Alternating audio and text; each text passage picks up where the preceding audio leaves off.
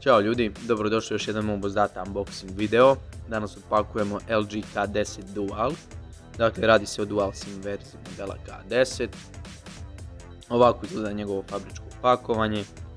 Na desnom boku nalazimo neke osnovne specifikacije o ovom modelu.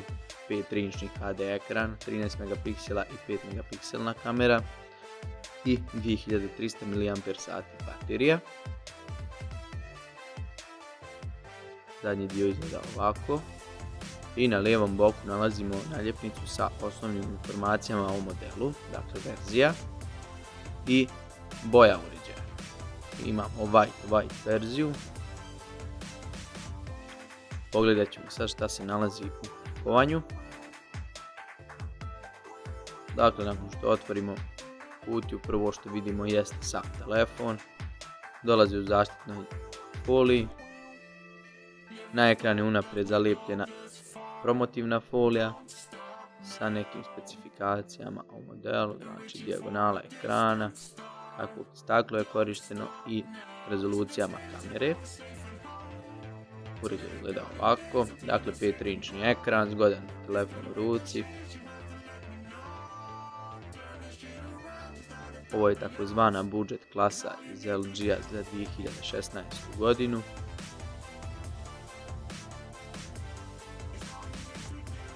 Što se tiče ostatka pakovanja, tu imamo i brzo korisničko uputstvo za LG K430T SE.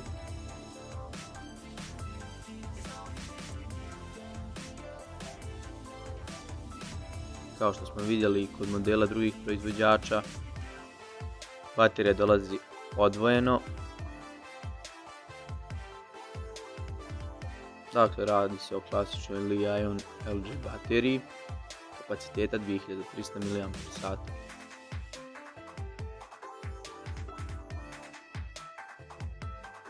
Ostatak paketa uključuje LG adapter za punjenje,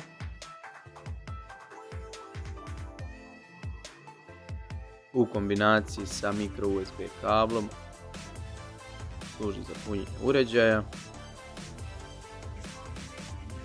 Evo ga i micro USB kabel.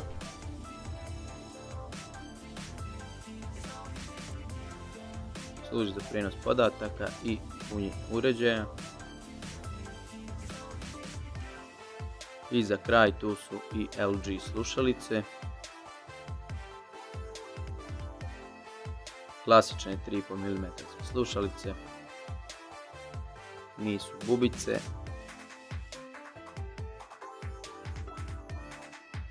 I to bi bilo to što se tiče pakovanja modela LG K10.